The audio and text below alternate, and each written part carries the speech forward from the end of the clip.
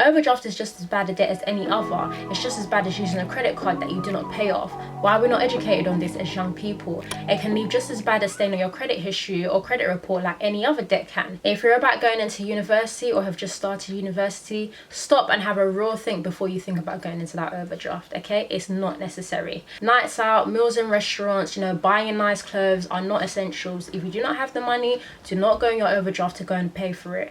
Wait until you have the money. Hey guys, what is up? Welcome back to my channel. So today I'm going to start a new series called Why You're Unable to Save. So basically I'm just going to be digging a little deeper into the whole aspect of saving, and beyond like tips and hints for saving better, but more about the mentality and the thinking behind it. I believe it's so important to do this because then you're able to get to the root of why you're not saving if you're somebody that finds it really difficult or doesn't save at all. And basically it just helps to get your mind in the right sense of thinking to enable you to do better and be able to build better saving habits for the future. So anyway, that's my little intro out of the way. To start this series today, I'm going to be focusing on the area of overdraft. I believe that the number one reason why people are generally unable to save is because of a bad management of finances or a lack of management of finances, okay? And this also comes down to not being able to manage debt properly. What is debt? Debt is basically a lump sum of money that you owe somebody, that you have borrowed and that you need to pay back. It may be to a bank, it may be to another financial organization, it may just be to another company in general, but a debt is something that you have to pay back. And if you're somebody that does not have a good mindset of thinking towards debt, you're truly never going to be able to save, okay? So that's a little bit of context as to how obviously debt links up to your ability to save. Now let's get back onto the topic of overdraft. An overdraft is essentially a way to borrow money through your current account. So basically it's like taking out credit but through your bank account. It's money that you're going to have to pay back whether you have to pay interest on top of it or not, but it is a debt in essence because it is money that again you are borrowing and that you have to pay back to the owner. In this video, I'm going to be speaking particularly to university students or those who are just about to start university, because I feel that it's at the point that you're entering university that this whole idea of overdraft is sort of introduced to you. I know that this one overdraft was introduced to me as I was approaching university. I opened up my first, bank account, which was a graduate account, and they gave me an overdraft limit, which I believe was like, I don't know, £1,500 or £2,000. But yes, so this video is definitely for those who are going to university or just about starting. So if you know anybody like that, please do share this video with them, because I feel that it'd be quite useful to sort of instill these sort of thinkings and understandings of overdrafts before they get deep into it. So yeah, overdrafts. I believe that if you're somebody that is living on overdraft, that is having a poor or a debt mentality. And the reason I say that is because you're constantly living beyond your means. You are spending more money than you earn or the money that comes into your pocket. And that's never a place that you want to be. When you live off overdraft, you're essentially only living for today. You're not thinking about your future. You're not thinking about tomorrow. You're only thinking about the here and now, what you want to buy now, what you want to do with your money now to feed your desires or give yourself that instant gratification, rather than thinking, no, actually what I want to develop is a saving mentality, a mentality whereby I'm able to save on to more of my money so that I can use it for better things in future, whether that be to, invest in something or just, build yourself up in one way or another. Right, so let's really talk about the whole idea of overdraft and basically why this affects your ability to save, and basically, what is the link between the two. So first of all, when you're living in debt or overdraft, you're spending more than you have, and therefore there's nothing left to save. There's nothing for you to hold on to. Secondly, when you're in an overdraft, that essentially means that you are living in minus. So all your incoming money never really leads to a plus unless you develop a plan to get yourself back into, the positives and stop dipping into that overdraft. As I mentioned, when you're in overdraft, you're living in minus. That is the complete opposite of a saver. Somebody who's a saver will not be found in overdraft because what they do is spend less than they earn. Whereas when you're somebody living in overdraft, you're essentially spending more than you earn. That is a problem, and therefore they are complete opposites. So in order to become a saver, you need to get yourself out of that overdraft thinking and living. Third of all, overdraft is a vicious cycle, okay? You're constantly owing. All your incoming money is put towards, either getting yourself less out of the minus or just, feeding your desires, which is what put you into the overdraft in the first place. And as I mentioned, unless you really put a plan in place to stop this, you're just going to continue to go round and round in circles, being in this overdraft and being unable to save. Right, so now that I've covered the reasons why people who are in overdraft or debt are unable to save, now I'm going to cover exactly the reasons why people get into overdraft in the first place. Like, what are they spending the money on? What do they need it for?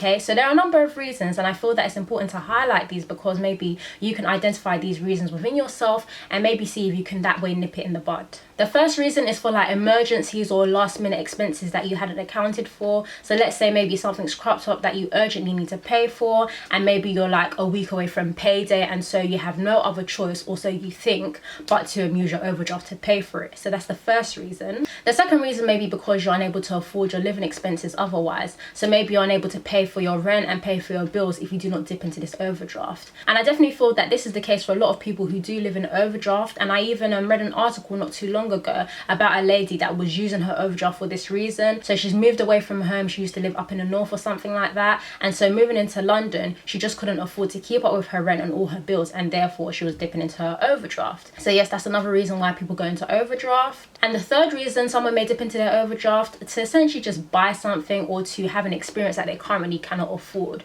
So maybe again, you run out of money, you were paid a while ago, and so maybe you've seen a cute pair of shoes that you want to buy and you don't have money for it now. Or maybe it's even to, you know, pay for an outing or pay for a meal out, or, you know, just to go out with your friends. This may be another reason why you're dipping into your overdraft. Is it a valid reason? Maybe not, but again, it's still a reason why some people are going into their overdraft. So now that I've covered those three reasons, hopefully if you're somebody that is struggling with this whole overdraft thing, hopefully you've been able to identify where you sit amongst those people. And so now I'm just going to talk you through some reasons why you shouldn't be living in overdraft if you are currently doing so. Reason one, you could be paying interest rates on your overdraft as high as 39.9% as of the end of this month. Okay, so new changes are coming in at the end of this month whereby you can pay almost 40% in interest per year on any overdraft that you have. Okay, that is huge. That is a lot of money to be thrown down the drain, especially if you do not need to, okay? This is money that you could be saving. This is money that you could be putting to better use. This is money that you could be saving for yourself, saving to invest in something or another, okay? Paying overdraft fees is not a good use of your money. Yes, I'm aware that if you're on a graduate account, you know, you probably do not have overdraft fees. I think they give you, again, £1,500 to £2,000 if you're a graduate free. But once you do get out of this zone and maybe you're spending more than your overdraft limit, then you will start getting some interest charged to you. So you want to be wary of that, okay? So that is a big reason why you do not want to be living in overdraft, the fees. The second reason why you don't want to be living in overdraft, again, this is another debt that is recorded on your credit report, okay? Why do you want that? You do not want that kind of stain on your credit report because it impacts your ability to, you know, take on loans or credit in the future, particularly where you need to actually take on loans, for example, like a mortgage. The third reason, if you're somebody that's not even able to stay within your limit for your overdraft and you keep going beyond, this could damage your credit score. And let's even take it further, it will impact your ability to take out credit or other loans in future. So for example, if you're somebody that is interested in getting a mortgage at some point, having this kind of stain or having these like debts that standing on your credit history or credit file does not look good on you. The banks or lenders are going to be thinking you're somebody that cannot be trusted with money, really. You're someone that cannot be trusted to pay money back and on time. Therefore, it may impact your mortgage application in a bad way. And again, I'm sure you don't want that. Okay, right, now that we've hashed out the reason why you shouldn't be living in overdraft, now I'm going to be talking to you guys about how to get yourself out of overdraft if this is a situation that you're currently in. Number one, you want to keep a track of your spending, okay? You want to budget, yeah? Create a new budget if you need to. Know how much money is coming into your account each month. Know how much you need to spend on expenses and must-haves. Know how much you're going to leave yourself in terms of like, you know, want-tos and, you know, sort of splurges. But to be honest, if you're somebody that's in overdraft, I'd say you want to remove that aspect away from your budget because you don't need to be spending unnecessarily right now, okay? You just want to fix on having enough money to pay for the things that you need to have, for your essentials, for food, for your upkeep, and the rest can be put towards, you know, paying off your overdraft, okay, and keeping out of that overdraft. So in terms of budgeting, you can use a budget tracker. I personally have a budget tracker template which you can download for free in the description box below. You can also use the 50-20-30 rule in terms of budgeting. So 50 is essentially 50% to put towards your living expenses, the things that you must do and pay for.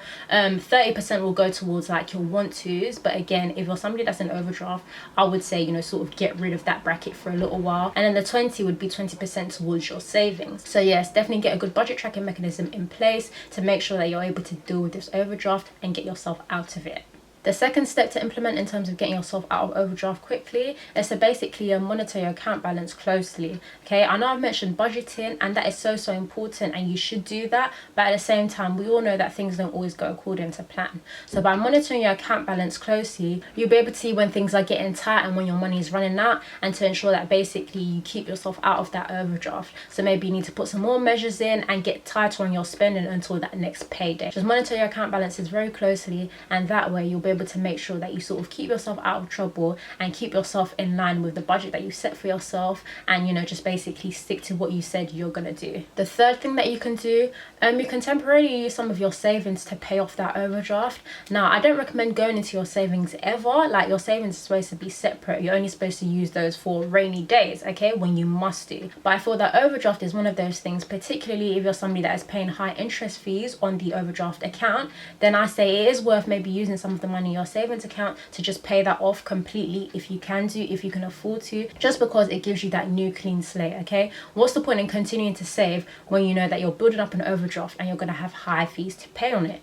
I don't really think that makes sense either. So if you've got some money in your savings that you can use to put towards clearing that overdraft, I don't think it's a bad idea to use it and to keep yourself out of overdraft. Okay, I'm not saying now go into your savings to get yourself out of overdraft every month or all the time. No, it should be that you've set up your mind to get yourself out of overdraft, and you've said that you're not going to do it anymore. You're not going to continue to live in that overdraft. So yeah, dipping into your savings for this reason, I don't think it's a bad idea and can definitely help you in this situation, particularly as clearing this overdraft and this debt basically can help it to get lifted off your credit score. Okay, again, you don't want that getting recorded badly on your credit score, because when it comes to taking out loans for bigger things in future, like a house, like I mentioned earlier, you don't want a bad credit rating to come against you in terms of your application. Okay, you don't want that to stop you from getting your house. So guys, that is it from me this week. I hope you found the video interesting and useful. As I say, if you have any people that you feel like this would be relevant for, please do share it on with them, and I hope it can be of help to them. Also, definitely keep your eyes peeled for the next episode in this series of Why You're Unable to Save. As I said, I'm going to be going through different topics each week now for a number of weeks, just talking about this whole saving mentality and going right to basics. Okay, I feel that if we do not tackle the foundation, we're never really going to be in a place to be able to save and do better with our money. Okay, we need to have that good grounding and foundational understanding. So once again, thank you for watching, and I'll catch you next week on my next upload. Bye.